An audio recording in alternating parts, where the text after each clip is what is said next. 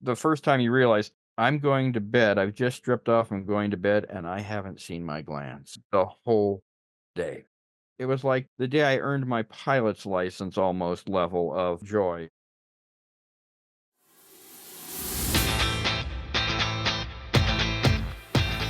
The Intact Again podcast is an oral history project where we share stories from men who have been circumcised and are working to restore what has been taken from us. Our hope is to inspire each other with our collective stories of loss and recovery.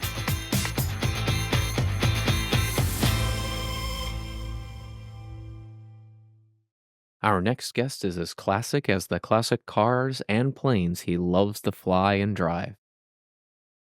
He was one of the first people to apply Jim Bigelow's techniques from his book, The Joy of Uncircumcising, all the way back in the 90s. In fact, he's so classic he's actually in the book.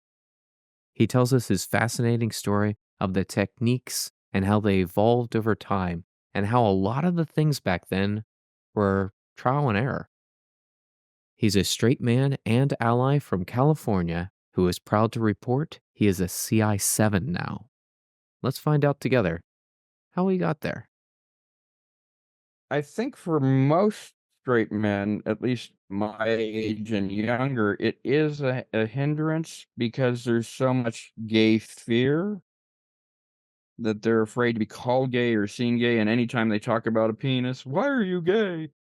I've always been a little bit socially oddball, so it didn't faze me much, and, just the luck of having a best friend who was intact. I think he had more paranoia about it, I just had curiosity of how the hell does that work? Like, did you see him naked? Like, how does that come about? Yeah, well, we both of us were never shy to hop in a river or lake at 3 in the morning and go for a swim. That does make sense. That was more common at the time. Yeah, well, also, we live in a rural area, and, we're both nocturnal, and so it's like, "Wait a minute. Are you intact?" Well, at the time, the word wasn't intact. "Are you uncircumcised?" And it's like, "Oh," and of course, he gets a little shy right away, and all it's done is pique my interest, and, hey, that's different.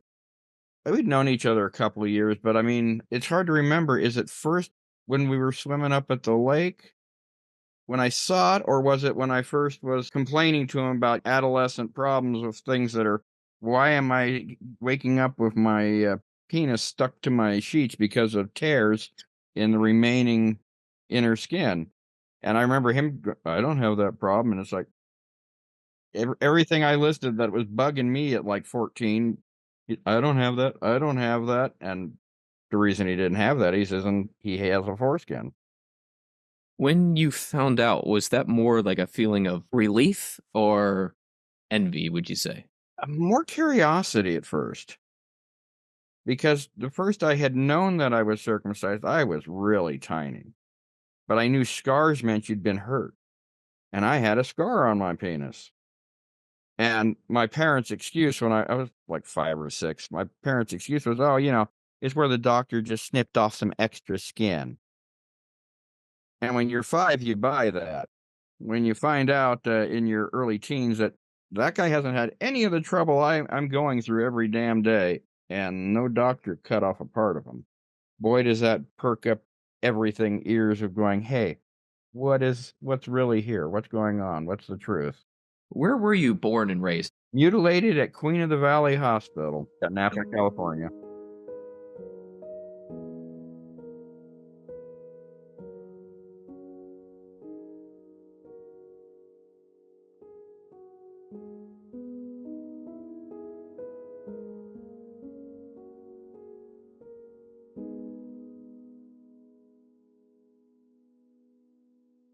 You seem to have not only a curiosity about how to fix the mutilation that happened to us, but you also have an interest, it seems, or at least have the knowledge I haven't heard from anybody else of what techniques and devices were used in people's mutilations. Like I find it fascinating.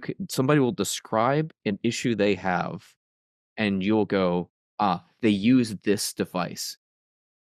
I've always dug deep into just about anything I get into. That's why a friend used to call me, the repository of obscure and useless knowledge.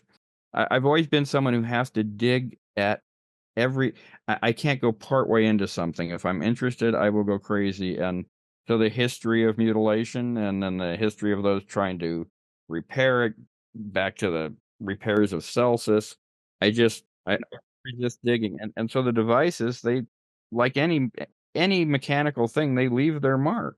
The different techniques leave different mark. What was the one used on you? Plastibell, the Hollister Plastibell. They started those in the, late '50s, and, people today are still sold it as, "Oh, it's this new bloodless method." Nothing new about it when the thing is, over 50 years old and bloodless. That's all lies because they use forceps, and they smash the dorsal side of the foreskin on the infant after they've shredded the, connective tissues, so it won't bleed when they take the knife or scissors to it. So you don't see the blood, but you're causing all the damage. When you're growing up, people thought of children more as property. Do you think that's gone away or I think it's, at least on the surface, less. In my day, children should be seen, not heard, was still around. The dean of boys at my junior high had been in the troops that had stormed Iwo Jima. Those people still had a lot of influence, and there was a lot of following authority, stoicism. Kids just obey your parents. And a child's opinion didn't matter at all, basically. Now, kids often seem to use it almost like I'm a kid, and it's a shield to get away if things the kid does know are wrong. But that shift, I think, has led to allowing kids more freedom to know themselves, and hopefully that'll reduce the butchering rate as time goes on because you just be shot down so quickly. have you noticed like and over the years the butchering rate going down? When I was in my late teens, I thought, well, by the time I'm an old man, this should be dead and over. It's so obviously a violation of fundamental human rights. I'm glad it's been going down, but horrified that it's still around. I did not expect it to last this long, but cognitive dissonance is strong in those who are butchered and don't want to admit they are damaged. It's true, and it's a hard thing for people to admit that the people that were supposed to protect them would do something like this. What was your family's thoughts on restoration and circumcision as well? Well, my mother, it took her a while, but she finally accepted I was angry about it. To say I'm stubborn is putting it mildly. So she actually wrote the check and mailed it off for a couple books back when I was first finding all the details I could about it. She was fairly open about new ideas, but she couldn't accept how bad it caused damage. Just thought, well, he's my weird son. She was willing to help, but she wasn't willing to accept the culpability in the decision. Yeah, there's definitely none of that. A lot of the typical pass it off on, well, the doctors at the time said. I knew it threw her for another loop when she heard my brother say, "Well, we're born with it. There's no reason it should be gone. They should leave it alone." And I know that threw her for a loop. My father just wasn't that swift. And just before he died is when I finally was beginning to see the wheels turn when I was able, there was a thing on TV showing a girl being mutilated, and he did "Oh, that's horrible." I go, "And the difference with what was done to me is what?" And the wheels began to turn. Sometimes it's a gradual process for people to. Oh, yeah, and, he'd been told so many things about it, and having been mutilated in 1928, he'd known nothing else. But my brother didn't defend his own, grandchildren. You know, he has voiced that he thinks it's wrong, but then keeps his mouth shut and doesn't say a thing to his daughter when she mutilates all of his grandchildren. I know the feeling as you know. Being being the lone what is that like? I know what it's like for me, but what is it like for you when you're the lone voice trying to prevent these things? It's been so constant in my existence that I'm usually the lone person in the family on just about anything. Now, you mentioned how you found out that you were circumcised, but I find the story you've told how you found out about restoration wonderful. I just lucked out because I used to, every so often get on the phone, had a huge 800 nationwide 800 telephone number directory, massive thing. And I would randomly call urologists and plastic surgeons. Is there anything I can do? I am circumcised and hate it. Is there a way to reverse this? And there were ones that just hung up. There are ones that go, well, I don't know a way. And one day in a newspaper was a little article about no circ, and there was a phone number. So I called it, and Marilyn Milos answered. And she goes, "Oh, yes, there is, and, Wayne Griffiths happens to be right here next to me, so can I hand the phone to him because he can describe it to you." And that day, Wayne told me all about foreskin restoration, and then, sent me, photocopies of a lot of stuff about it. And from then, I've been, well hooked into keeping up with all the restoration stuff. Wayne and Marilyn are, my saviors of it. They gave me the first good news I'd heard in my entire life. At least I can do something. The power to actually change your fate when it comes to this is so empowering. And so, for the for the people in the audience that might not know, could you describe those two people and who they are and the significance of them in the community?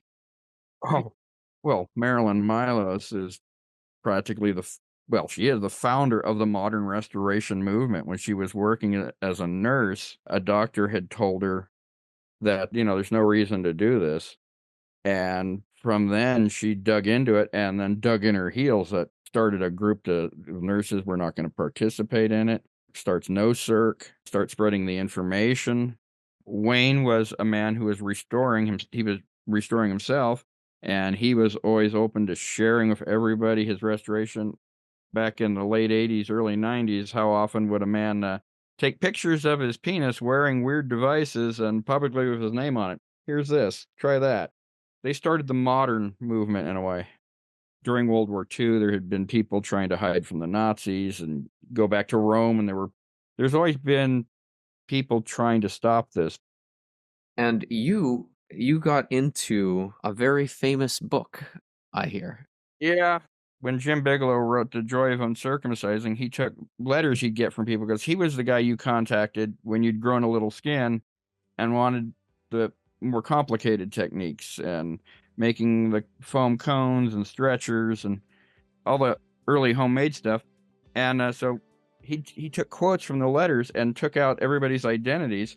And in the margins of The Joy of Uncircumcising are all these quotes, and I'm one of them. That is legendary. It's bizarre to open a book and, oh, yeah, I know who wrote that. Yeah, the initials are, the initials match, but yeah, that's me.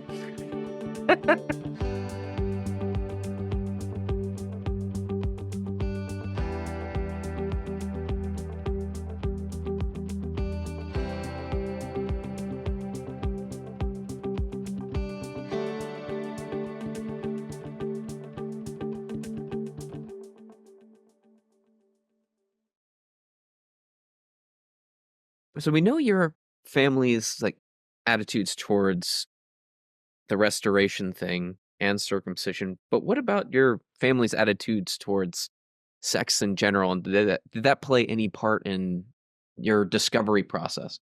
It was weird to come from, conservative farmers, and it's fairly open about a lot of things. Well, my mother used to make jokes that it would mortify her friends.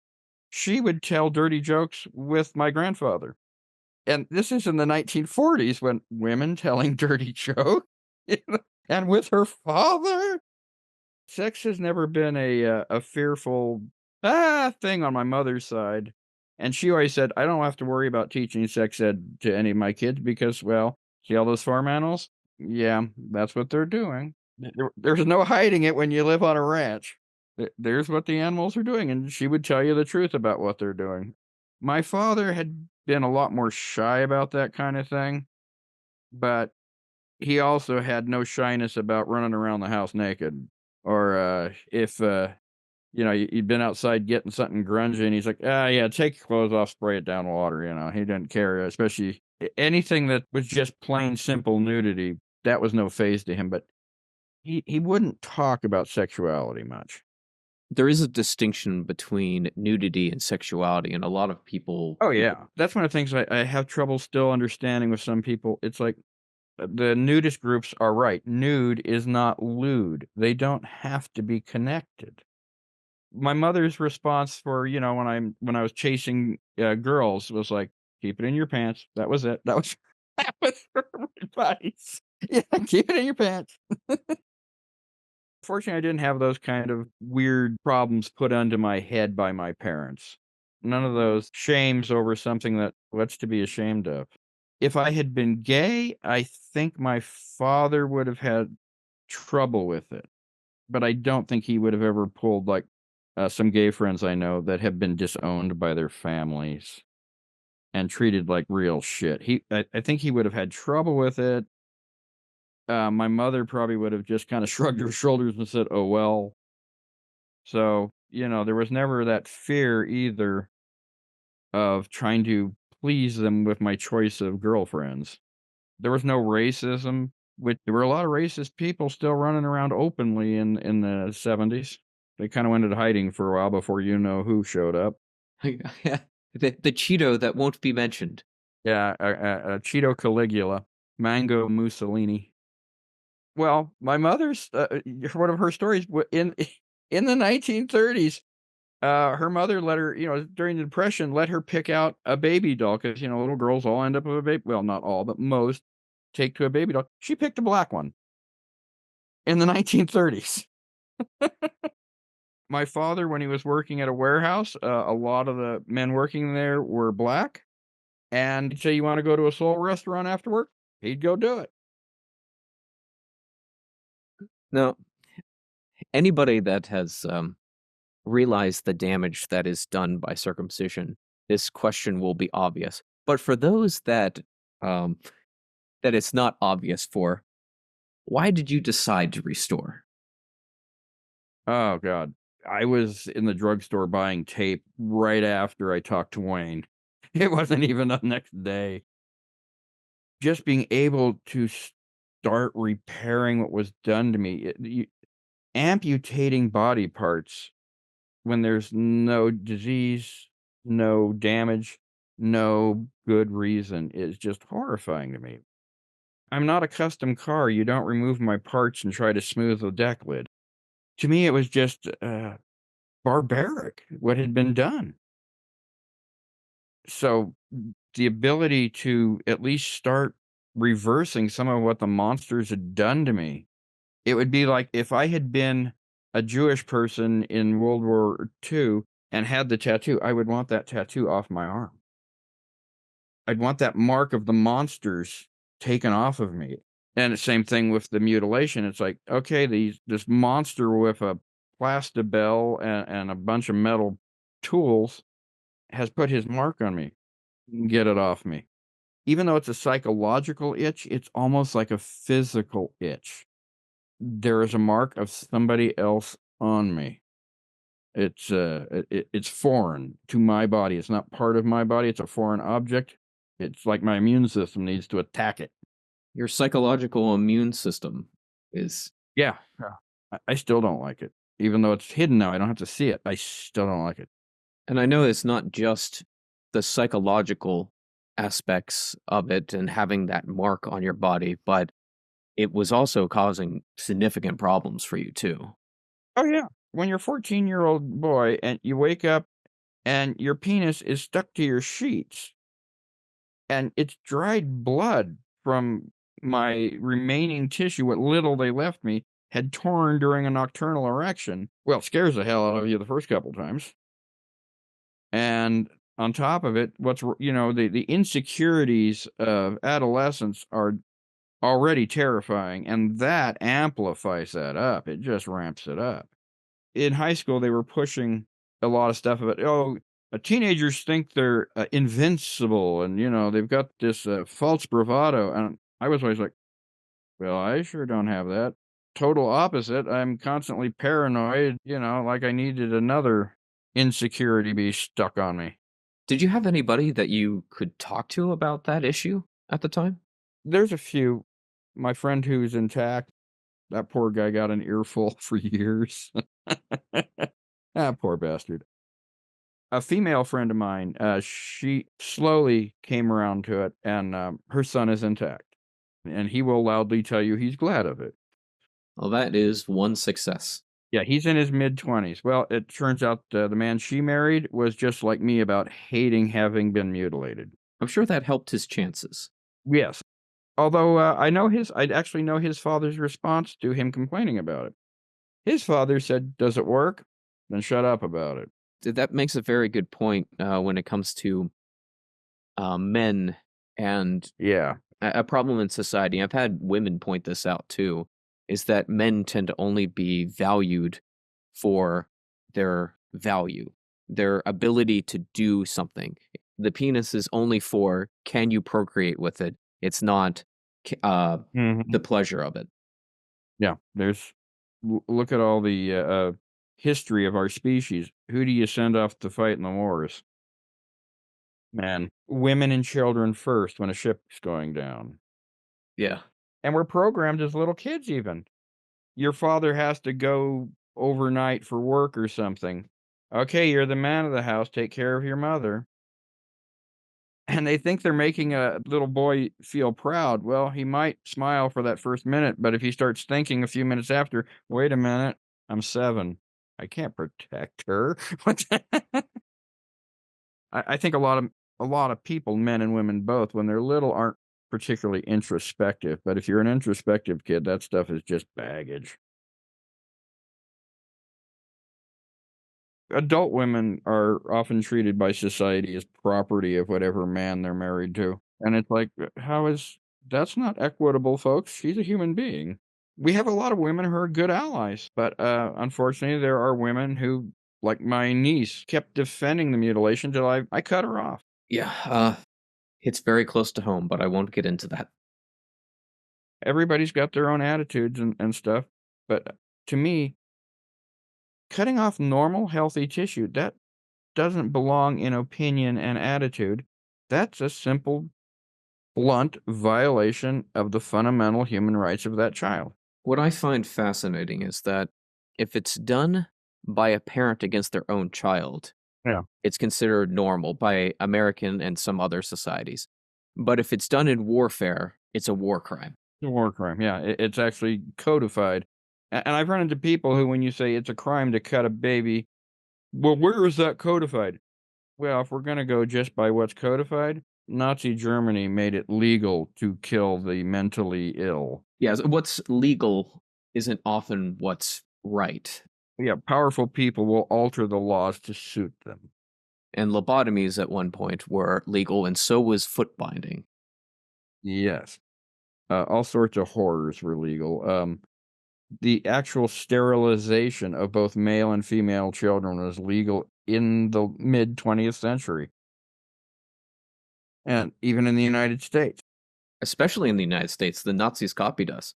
That's true. Yeah, but I mean, even after the war, this country continued doing it for another couple decades.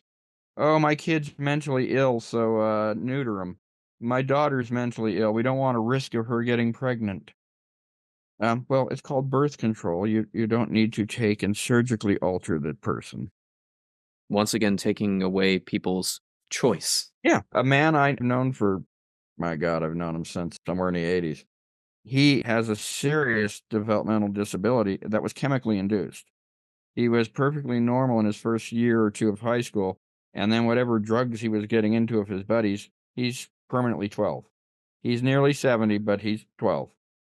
And fortunately, that things had changed. They taught him how to use a condom. He found a girlfriend, in his 40s, and they could see where that was heading, and so he was instructed on how condoms work. This avoided the problem. It doesn't require surgery. That goes to the things they always say about, oh, it's cleaner. Couldn't you teach people hygiene? Well, my ears get filthy. Shall we remove them? I mean, after all, It'll give me a cleaner profile. I won't have to clean 'em, less skin cancer, and only a slight reduction in the, sensitivity to my directional hearing. Just think of how much faster you'll be in the water. That's right. Yeah. Since you've been restoring for such a fascinating length of time and time period, because you're right at the start of the modern era. Yeah. Can you give us like a timeline of the different devices and techniques you've used until today? Oh, God. Well, the first thing was just you take a piece of, medical tape for taping bandages on, cut off a small piece to put it in the middle so it won't stick to your glands, put it on the left side of your penis, and pull forward across your glands to the right side, and all you're doing is using your glands as the pressure to pull on the skin, and that's why you got that little piece in the center. That's how I started. Then it becomes X tape because you're putting more tension on. You don't want just one strap. Although urinating through the single is a lot easier because you can just flip it over almost like a bale on a Volkswagen valve cover. I equate everything to machines. It's bad. But you can just flip it over and your glands is out to urinate and you push it back in and flip it closed. With the 4, it's a lot harder, but you can increase the pressure. After that, tape rings. You make a ring, and it's almost like because you have enough skin to actually close over the glands completely. And then the fancy one is you make the tape ring when you're erect so it's wide enough that it can handle erections, and then you tape over the tape so you can leave the ring on for days. You can even shower with that waterproof tape, but you remove the outer smaller width tape, and that's what closes on and off. You just have this to protect your skin. Then make your own tuggers. You teach yourself how to sew a little so you can go and buy suspenders, which back in the days of salesmen, that was a bit of a "What size do you need?" "Don't know yet, I'm jury rigging." "Well, what's your pant size?" "Yeah, this isn't going on pants." You don't tell them where it's really going, but you're just trying to get rid of the salesman so you can picture it and go, "Yeah, okay, that'll probably work." You sew them up, make them shorter, popping them over your behind your neck or over your shoulder or down your leg, and you're just, using the clip from the suspender to clip together the tape and pull forward. The other trick was the foam cones. I was using Dungeons& and Dragons foam that the miniatures come in. I was using those little cubes to make basically, you're making a shape that will fit in what amount of foreskin you have, and then using a lot of surgical tape all around that, sealing it up, and every so often adding a little more foam to make it longer and keeping it inside. You're just packing your neo foreskin full of whatever can fit. And then we made ones out of it was called friendly plastic. You put it in hot water and you can mold it. So we would mold basically, they were, a lot like the foam, but you could leave an opening in the middle and try to urinate through them without making a disastrous mess.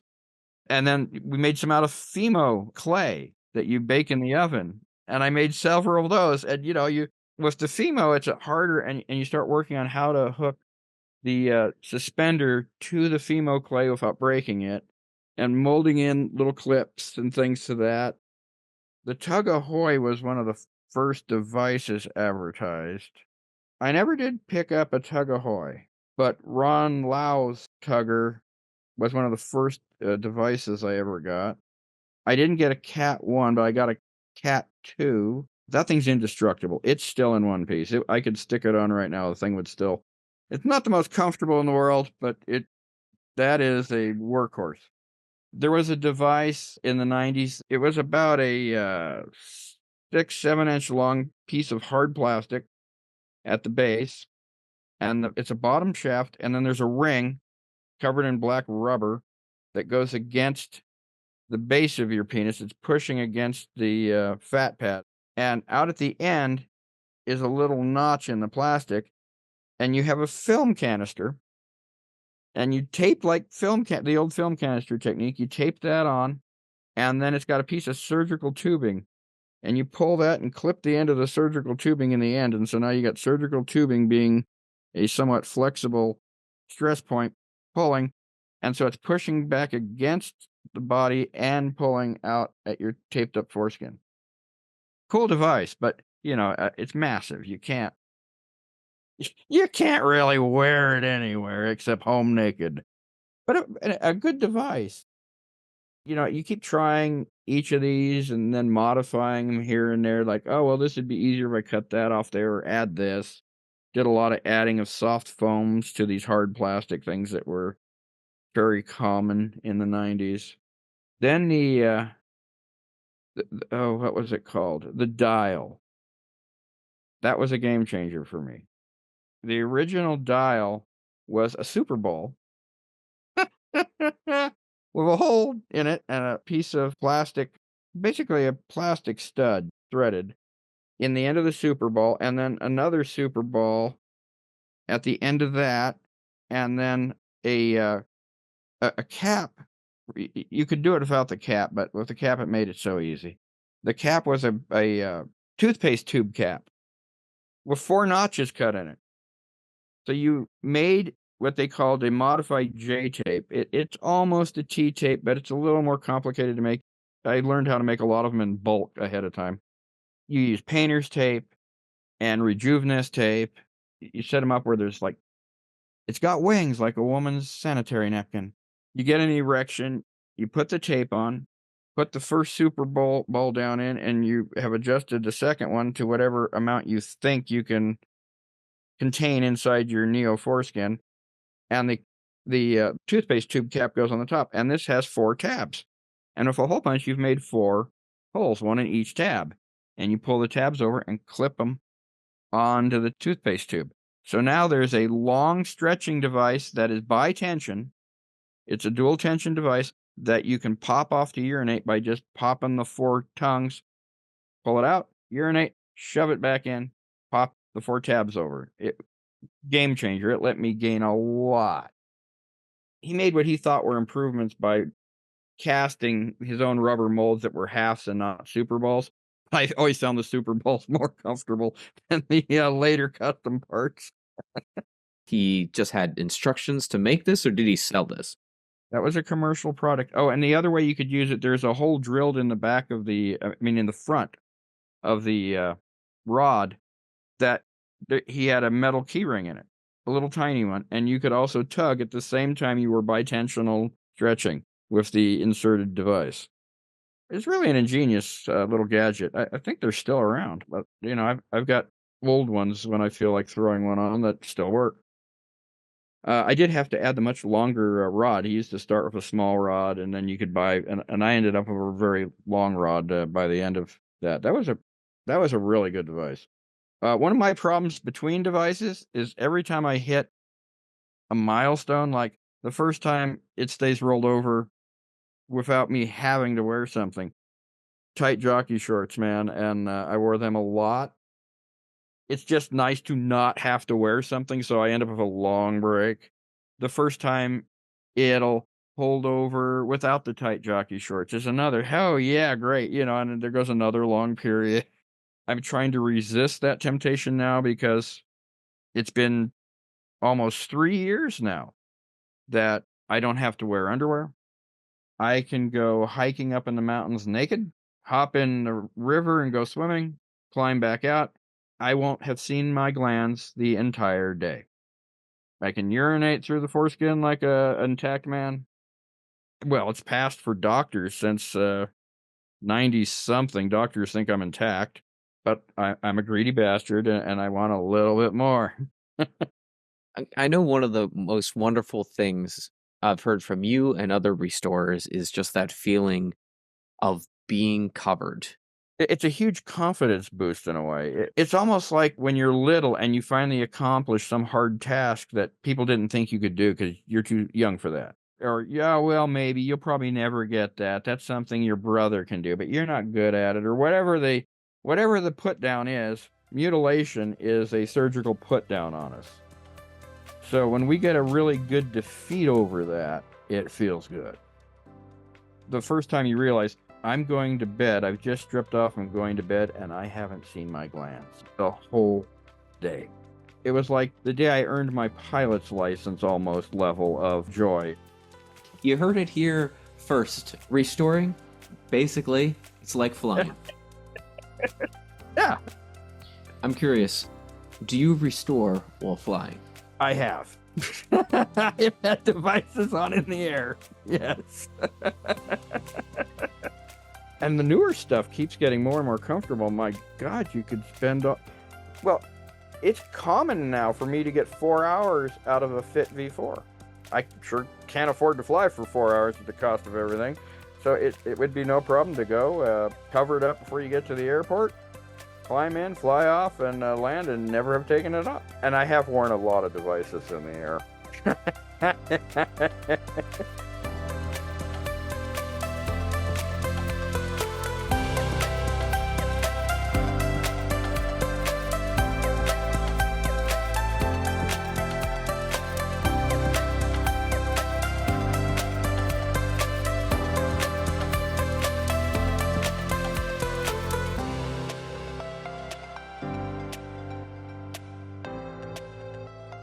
The new air devices are great. Fit V4s, the car, the comfort level that these things possess was not even imaginable back in the day. These things are truly amazing. There's a bad side to being a younger man that needs to repair, in that they're in the age group where out here in California, even in the redneck areas, it's down to 50-50. It's not the nearly 100% of my era, but they have so much better devices to repair, but they're part of a smaller group. It's like, why wasn't I one of the ones on the new curve of not being mutilated? My class, small high school, it's a 4-year high school, and 500 boys in the class, 3 intact out of 500. That is no longer the case. People I know that have been in that school, well, a friend of mine is, what is he? He got married at 22. I think he just turned 23. He's intact, and he says well over half his classmates were intact. And the same school. So to go from 3 men out of all 4 years to he's having to think the other way, well, who's still butchered? And in a redneck place that loves Mango Mussolini, it's an amazing change. What would you attribute that? And when do you think it switched? Was there a breaking point, or? I think it's just been slow, although for here, I think the big shift happens when the local pediatrician retired. We had one. And in fact, I'm friends with the man and his wife. In fact, I worked with his wife. We got along on just about anything. We both had weird interests in Japanese anime, and we both ended up with full collections of all the Pokemon stuffed animals from Burger King. We're both giant 10-year-olds, but he always defended mutilation. That's what he had been trained when he was in med school in the early 60s. And he defended it till the day he moved off to Utah. He could not understand my point of view. And I gave it to him more than once, pretty aggressively. But for him, that was, no, I've seen the trouble it can cause. And it's like, no, you're causing that by pulling back. One of my friends, her son was probably one of the last patients he had before he retired.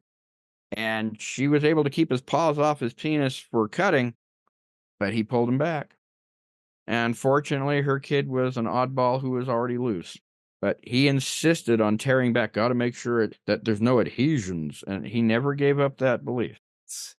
It's insanity. Our glands and foreskin, it's fused for most boys for several years. There is connective tissue while it's developing.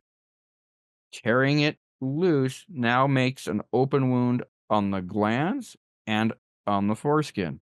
That open wound is what seals up and creates adhesions, skin bridges. It creates all sorts of problems. And for decades in this country, the doctors have gone, that's why we've got to do it. It prevents these adhesions. It is so rare that the statistics for it's one of the Nordic countries, Finland or Norway, 1 out of 16,000 males have to have it corrected after they get into adulthood. 1 out of 16,000. Most of it's curable. A lot of people are very impatient and have I've seen so many people on online forums nowadays. Well, I tried stretching the opening of my foreskin for a whole month and nothing happened. Give it some time. People want an insta fix, and doctors, the insta fixes will just cut that off for you. One weird thing I've noticed with adult circumcisions, whether they be fetish people who wanted it or ones who said they didn't want it, but they had a medical condition, which sadly is usually curable, but their doctors don't know, is they hate the ending and have it done again. Trying to fix. They're trying to get perfection. I mean, it's your penis, and nobody wants a messed up one. And so, well, they took off too much on this side. I'm gonna have it revised and get it even. Oh, well, this doctor left, stitch tunnels. Then the next thing is, well, I'm gonna use this clamp technique so that doesn't leave stitch tunnels. Oh, look, the stapler made this zigzag shape all over me. They're constantly seeking well, it's like me, I'm trying to seek a repair. I could declare myself done, finished, over, and if I don't tell you, you're not gonna know I'm mutilated. But I'm seeking that last bit of perfection. That's something we have in common with people who do get cut deliberately. They're never quite happy with what they've done to themselves. It's certainly not all of them. There's ones that they get it done and they don't care. But the big difference is they had the choice to say, I don't like what my foreskin's doing, so I'm going to have it removed. I was never given that choice. I was butchered by clearly a quack who didn't give a damn and given all sorts of problems. At least if you choose to do it and you get a problem, you can be mad at your doctor, but you made the choice.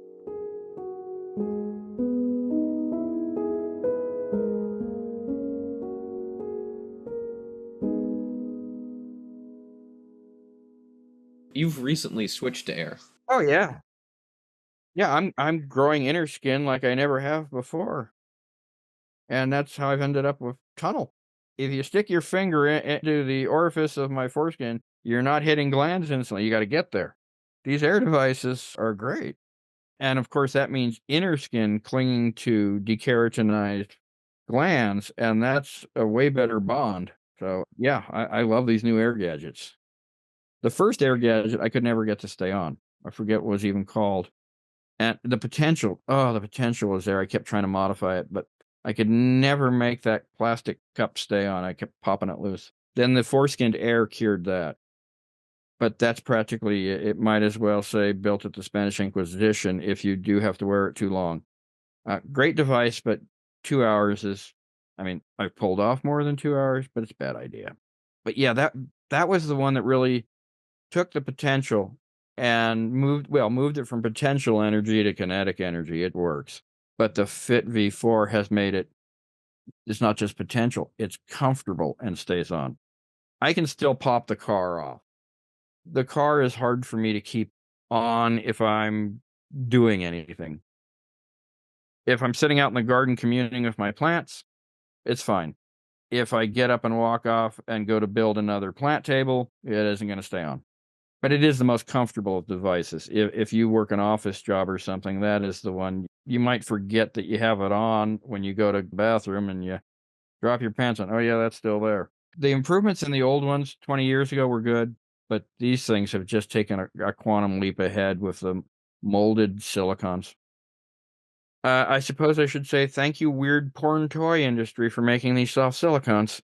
Including the intersex community, because they suffer I've met and know several transgender people now, so the first impression is that kind of like, what?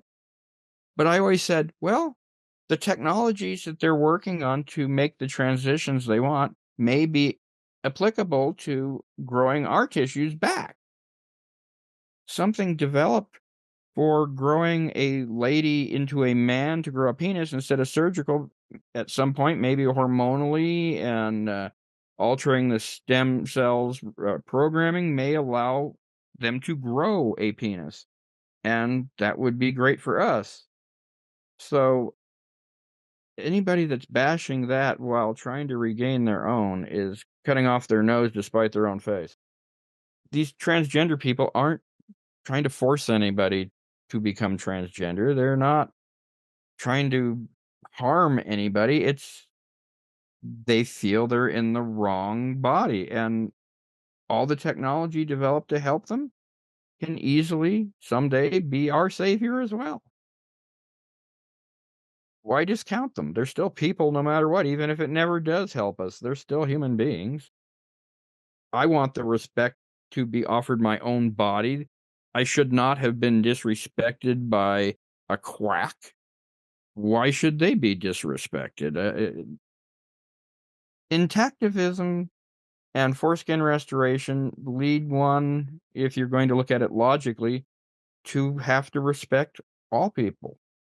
The thing you mentioned about having allies in different communities, the transgender community, the intersex community, the restoring community, the goal of uniting those groups is kind of why we started this podcast. Like, that was the original objective of it.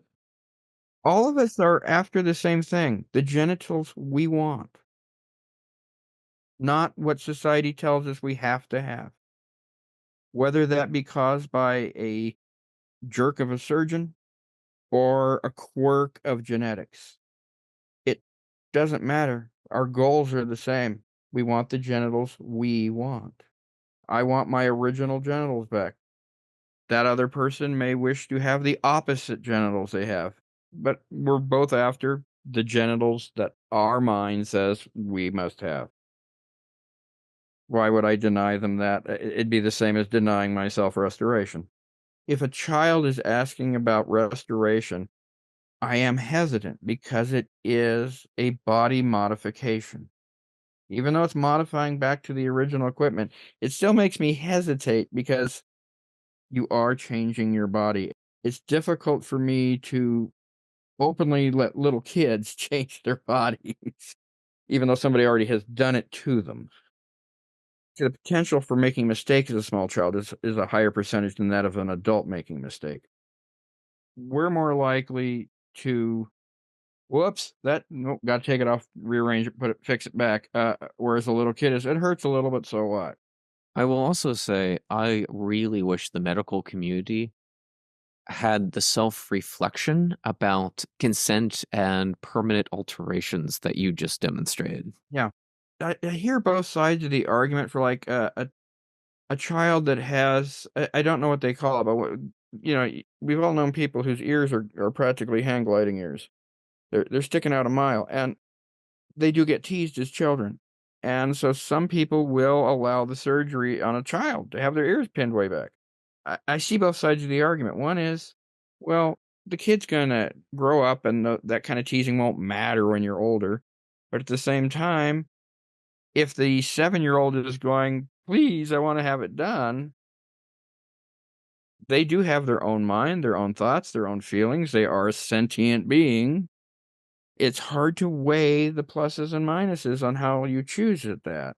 And I find that weighs on me when I think about restoration for children, because there have been children that have done it. Our culture loves to draw a line and go, that's the line. That's exactly where at that age you can do blank. And that's arbitrary. While one 7-year-old may be dead sure he knows he wants to grow his foreskin back, or another 7-year-old wants to remove it.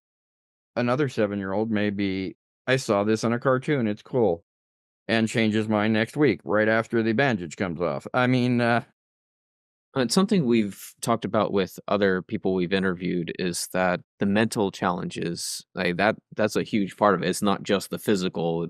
yeah, knowing that you're not complete, at least for me, is brutal. I never am completely over it. It's improved. Well, my intact friend always goes, "Why don't you just call it a foreskin?" And I go, "'Cause it's not. For me, it's not. It's not original equipment. It's a restoration. It works. It's way better than I was, but that's not the same as the factory part." And for some people, that doesn't matter at all. And I'm glad that they can do that. I cannot move from my mind that that is not original.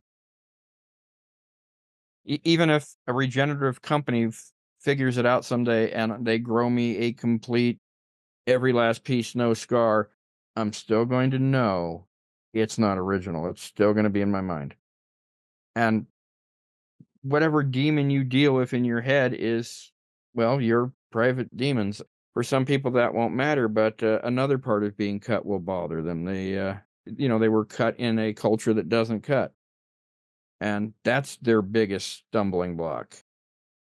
There's so many permutations of what can be on your mind when you've been physically assaulted as an infant. There's no way that's not part of your consciousness. Even the ones, "Oh, I don't remember anything." Your body remembers. Everybody has unique challenges when it comes to restoring. Do you think you could go over some of the challenges throughout the years that you've had to overcome to get to the, quite frankly, amazing CI level you are now? Work has been the single biggest pain in the butt because it's difficult to wear devices doing manual labor. Also, if you're working a lot of hours, like right now, I have 3 stinking jobs. There's a lot of days just tired.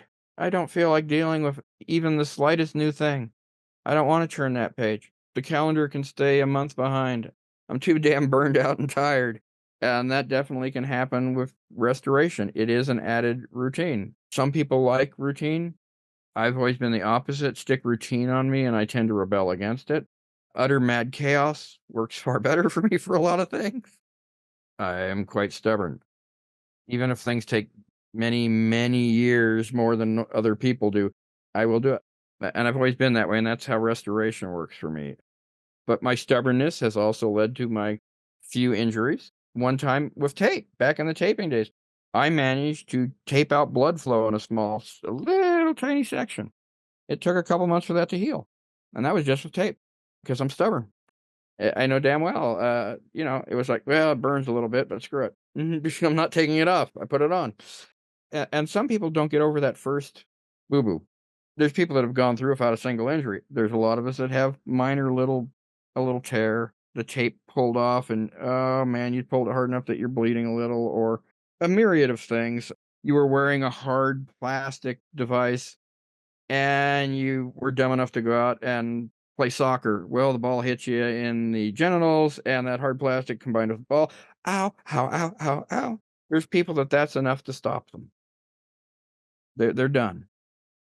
They've had their tolerance for that is not overwhelmed by their stubbornness to repair that. There have been financial hurdles. Sometimes I'm just too broke to buy what I need. That has happened with so much as Rejuvenous tape is expensive. It's no longer in production, and it was the best, damn it. It's no longer in production, but, that used to be a $30 box of tape. The prices can really add up if you're using something that's a consumable. Yeah, that's when I'm even cutting in half and then using painter's tape to make modified J-tapes. That's a $30 box of tape that I'm hacking up into a bunch of strips. Device prices. Sometimes it's like, well, there's that really cool device. I can't buy that one right now. Some are getting into the $300 range. Oh, yeah, I have not bought any of those. I've looked at the Mentor, I like the concept. Yeah, that's more money than I've got laying around. Plus, life gets in the way. Have never worn devices while hang gliding. It's too damn physical. But I taught martial arts with devices on a lot. But that's easy. I found this really comfortable cup. It had more than enough room. I'm not John Holmes, so there was room for my device in there. Worked great. Working at a laundry did not work well at all. I did it, but very sporadically. The heat, the sweating, the lifting hundreds of pounds of stuff and shoving it in, and you're crushing it all into your chest while you're pulling it out of cartwheel. So if you had incidents where it's slipping off, you're with a customer or somebody, and you're like, how am I going to snatch this up when it falls on the ground? Uh-huh. Yeah. If it's other men, you can always do the adjusting your balls grab because men don't give a damn. If you're dealing with a lady, they find that a little rude if you reach down and grab yourself. So, hand in the pocket and take care of the issue, but pull out a knife. You're gonna clean your fingernails. You're gonna, whatever you're doing, you can mask it as long as you pull a tool out of your pocket when you're done. That's always been a good hide. And I've always got pockets full of tools. My God, I have at least 4 knives on me right now. So, pull your keys out, pull a handkerchief out. As long as you can reach what you need to, if it's coming loose and you know you can just shove it to the side and kinda wedge it where things are tighter, you can pull that off. I got good at tying strings to, the DTR. You just tie that to, inside your pants, and it doesn't matter if it comes off. I know you have an ingenious solution. Could you tell the people about your pocket modification? Oh, yeah, I don't know why people don't think of this one. You can just cut the bottom out of your pants pocket. Now your hand has free access to your genitals. It's just a practical issue. If you're having to adjust a device or you're using one of the ones that has a set screw, pick a pocket so you don't put your keys in the one that has no bottom anymore, and pop your hand in, fix what you need to fix. I love these clever solutions. Yeah, over the years, you do what you have to. I don't know how many sets of suspenders I've destroyed over the years. And I found it's a lot easier for me to pop them around my neck. But that means a lot more t-shirts than button-downs in the heat. Because you don't want people to see the strap going around you.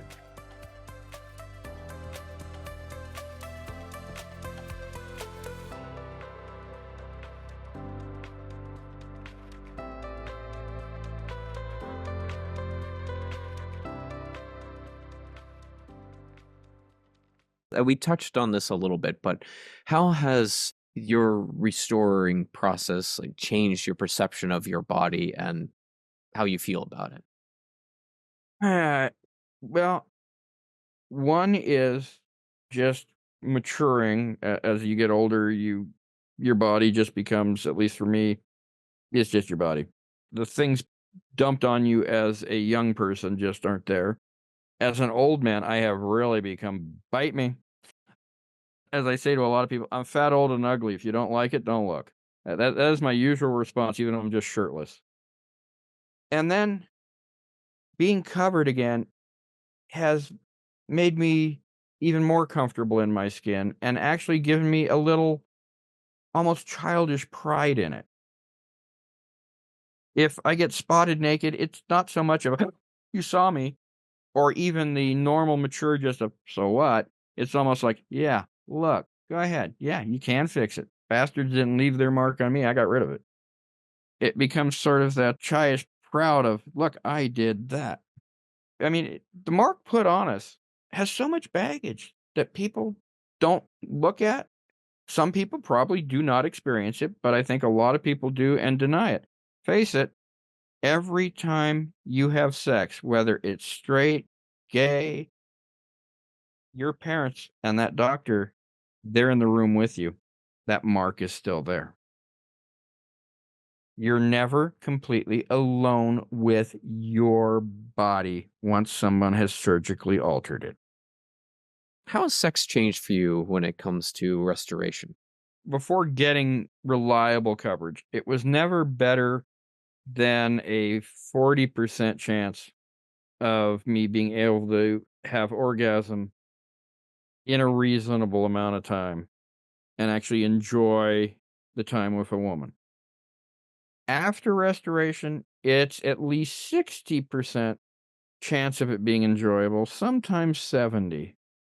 The downside is so emotionally crushing for me that I find I turn down even offers. While I can be open about restoration, it's very hard to tell a woman who's interested in you, and I happen to be interested in her, that my dick is broken, and that's why you can't really catch me because I don't want to risk the misery. I've had women say, "Oh, but you just haven't had a woman who knows how to do," and she'll describe some sex act. Yeah, I've had them try it. Yeah, it doesn't fix it. My trigger is so broken. And I've known men who think that this is the greatest blessing in the world and think I'm the biggest asshole on the planet for hating it. But 45 minutes is not unusual for length of time insertive penetrative sex. and I still cannot climax. It's unpleasant after a half hour of constant thrusting. It's downright painful after 45 minutes. When you head up to an hour, I gotta get out of there, and very emotionally brutal for me when that happens, to the point I wanna go crawl in a hole. Now it's much better, so it's easier to say yes, but now at 56, there's going to be natural decline occurring, so I don't know where this is gonna shake out in the end. You have one thing improving and one thing potentially, and you don't know. Mhm. Yeah, I don't know when that'll occur, if that'll occur. There's no way of knowing except doing, but doing is wrought with paranoia, so you kind of avoid the paranoia. It's a vicious circle in my skull. But not everybody has that. There's people that have the opposite, and they have their circumcision resulted in them having premature ejaculation that's uncontrollable. I've talked to people with that issue. Some of the same emotional problem for them that, yeah, I inserted and it was over. And there's an important distinction I think a lot of people miss is there's a difference between orgasm and ejaculation. Yeah, oh yeah. That is one of the swords that awaits you with successful restoration. I've had 2 orgasms in, all of the years that probably was about, what, 4 years ago and then maybe 2 years ago, that were extraordinary. Nothing like I've ever had before, the full body that intact men talk about. But the fact that I've had to, while it was glorious to experience it, it comes with the baggage of, am I ever gonna experience it again? This is what I should have had all the time.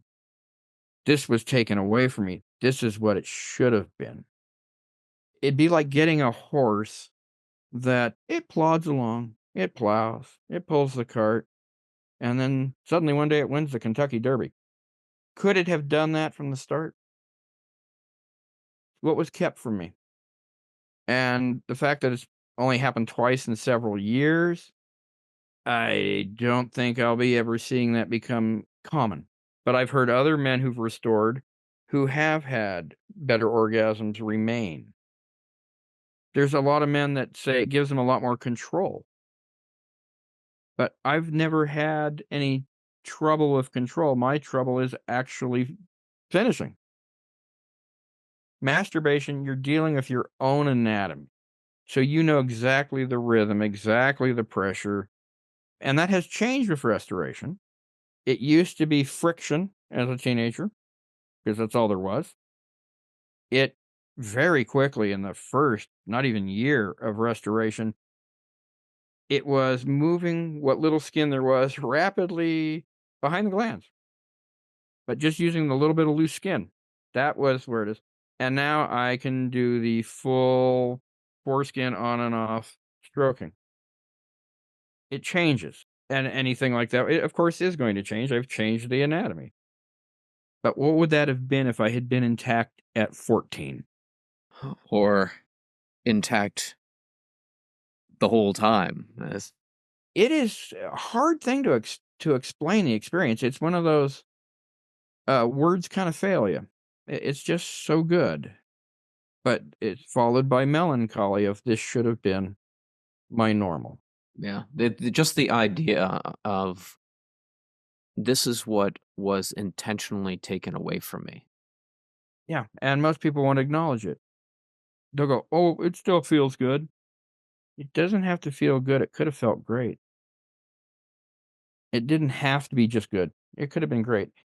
It could have been a, V8 Corvette with the full dual overhead cam 670 horsepower engine. It didn't have to be one that somebody put a straight 6 in it and said, "Yeah, you only need 100 horses." Why did you surgically alter it? It's nuts.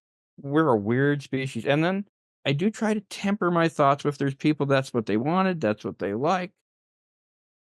The men who decide they are proud of turning their penis into a dull stick and call themselves things like dull stick. I don't get it either, but as long as they're not doing it to non-consenting people, especially non-consenting children. Exactly. You put this on a child because you liked it, that is wrong.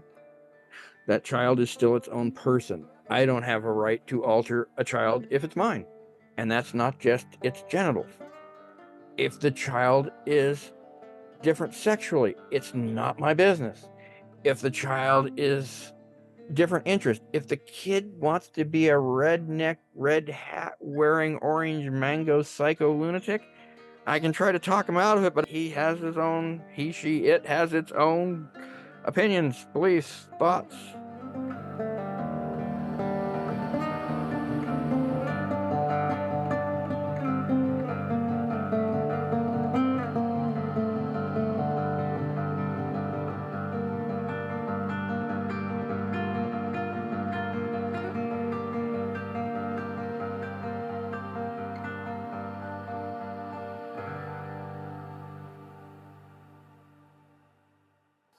When it comes to restoration, what is the end goal for you?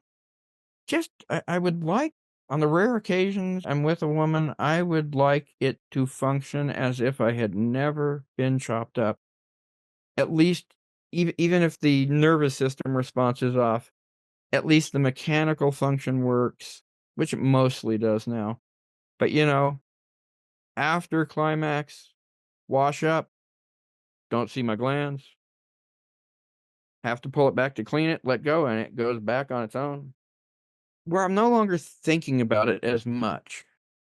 It already has changed a little bit. It's not constantly jabbing me in my balls with, "Hey, you're broken." It's not as constant. The most dramatic change was when I talked to Marilyn and Wayne, the day I talked to them, because I used to cry myself to sleep as a teenager. Teenagers, you get erections if the wind blows, especially if your glands is exposed and there's nothing covering it. Every last thing is clobbering it, so you're getting erections constantly. And, you have the time and privacy to indulge in that, and sometimes I would stop halfway and start crying. That has never happened again since I talked to Wayne and Marilyn. The day they told me I could start working on it, that's never happened again. The most dramatic change happened the day I found out I could do something. Now it would be nice if I could get my responses to work, but even if I can't, at least mechanically 100% would be nice. So I suppose I'll keep adding length for nearly till I'm in a hole. It already behaves really well. I don't have to pull it over. I wake up covered, and I've had nocturnal erections, and it covers itself again, even without the frenulum. It's the perfectionist in me keeps wanting more. Well, you deserve more. You deserve to be whole. Yeah, there's things I can ignore. It took a while, but there's a lot of things I can ignore. I can ignore the tears in upholstery. I can ignore that my house is falling apart, which most people couldn't do that. I can ignore that, so what? But I cannot ignore that that's still not original equipment. It's always there. I don't know. I suppose a lot of people always have something niggling them. It's like people who remember something they did in the first grade that still bothers them, that they hurt some little kid, or they said something to a teacher, or they got embarrassed in a particular way, and that they remember it every day, not just 10 years later. Oh yeah, I remember that. The thing that needles at somebody forever.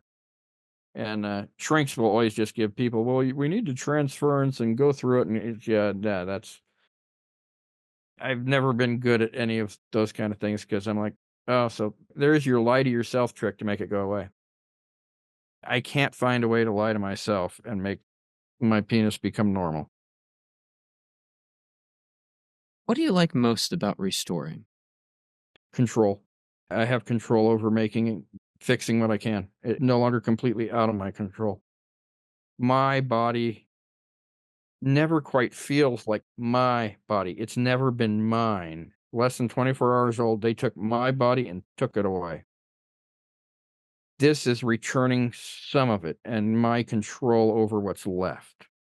It gives me agency over my physical self, which helps my mental self. What do you like least about restoring? That I have to do it. It should have never been on my radar. I've heard this from a lot of people, and you have to have an unusual level of dedication to pull something like this off. Oh, yeah. You have to be willing to accept it takes forever. You have to have the when you get up the gumption to do it again, push, push. It's like taking up difficult art. You're not gonna become a great painter by just picking up a brush and a kit.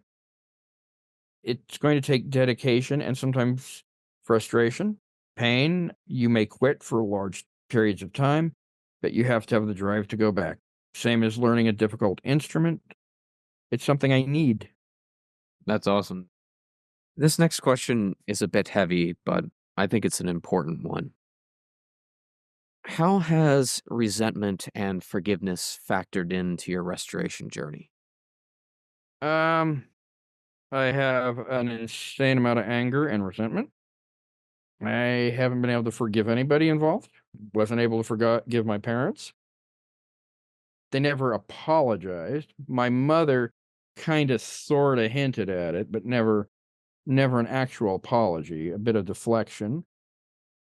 People that do it to their kids make me angry.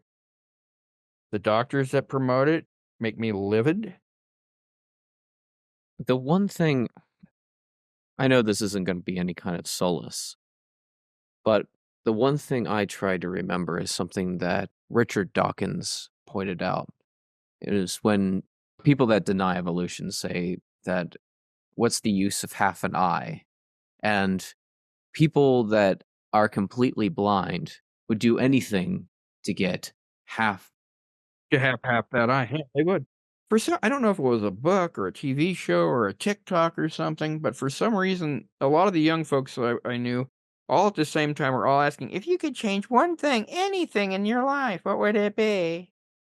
Sometimes the answer was be allowed to be intact, not ever be surgically altered as a child, be allowed to grow into who I was meant to be, not what they wanted me to be. But the way I look at it, you might identify with this, is that I think of as circumcision as a disability like any other disability. Yeah, it kind of is. But it's an artificially inflicted one. It is. It's really difficult for me to deal with the deliberately held down why a doctor shredded my penis. I have found that the full description sometimes gets the people thinking about cutting their kids to think twice. There's something about graphically saying what was done to me that seems to wake some of them up a little bit when I go through, okay, they held me down, stuck a stainless steel probe, they call it a probe, think of it as a small ice pick, ran it all around my glands under my foreskin to tear apart what they called adhesions that are the natural connecting tissue, like under your fingernail. Then he took and smashed it with a pair of hemostats or forceps to crush the blood out. Then, after he's satisfied with that, he took either scissors or a scalpel and cut it in half. The dorsal side cut in half, then peeled that back. And the quack manuals will say, wash under where it was. What they're doing is wiping off the torn off of your body's remains from your glands, wiping it so it's nice and clear for them to work with so they can see what they're doing. And then he stuck a plastic bell over there, pulled up way too much of my skin, tied a ligature, think expensive dental floss, tied a knot, which he twisted right under where my frenulum was before he took the spike to it, made a twist in it, and then took scissors or the scalpel and cut off what was left of my foreskin distal to the string, and then told my mother, that'll fall off in the diaper in a week or two. That description seems to help some people finally visualize that, yeah, it's not a little snip. Yeah, the little snip thing, and notice that they don't do this in front of parents. I don't know if I cried or not. My parents weren't in the room. But yeah, they butchered me before they sent me home. Looking back, is there anything you would do differently when it comes to restoration itself? Try to not have the longer gaps. Just try to push through those miserable periods where I can't, or the jobs that got in the way. Fight harder to find a way to at least pull something off. Those long gaps have added at least a decade. So try to reduce those gaps. What advice would you have for future or current restorers to motivate them, or just general advice on restoration? Become a bit of a self-starter if you're not. You're going to need it. It can be very lonely. Don't rely on other people for this. This is your journey. Use what you want from other people and discard what you don't. Once again, your journey. Be willing to hear other ideas. Be willing to change up whatever you've done to something completely opposite. But always be willing to seek out new techniques, new devices. When you can afford one that you like the idea of, buy it. Definitely get over any of the gay fear crap. You're gonna be looking at penises. This is how we learn how other people have done it. It doesn't turn you gay to look at another man's penis. Be willing to talk to gay people. They can help you. They often know the penis quite well. Listen to your own body's warning signs when it says you've been wearing it too long. If your body says, hey, there's this weird tinge, don't put it on that day if you don't feel right about it. You got to let your body rest too. It's like weightlifting. You weightlift every day, you're going to tear something. Learn to listen to your body. It will help guide you on how pushy you can be with it. Don't discount any of it. A lot of it sounds too good to be true and freaky. Well, look into it. Maybe it is too good to be true. Maybe somebody's trying to sell you on something. Use your skepticism, but look. Trust but verify. This new gadget looks great. Look around. In the end, it's on you. You're the arbiter of this.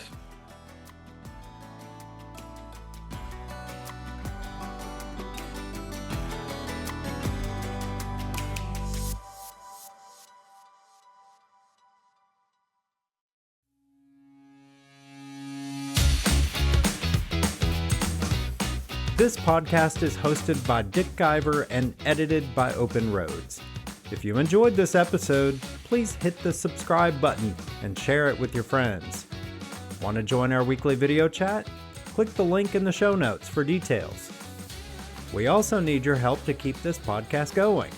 For just $3 a month, you can help us pay for the podcast and inspire others in their foreskin restoration journeys. Thanks for listening, and look for new episodes coming soon.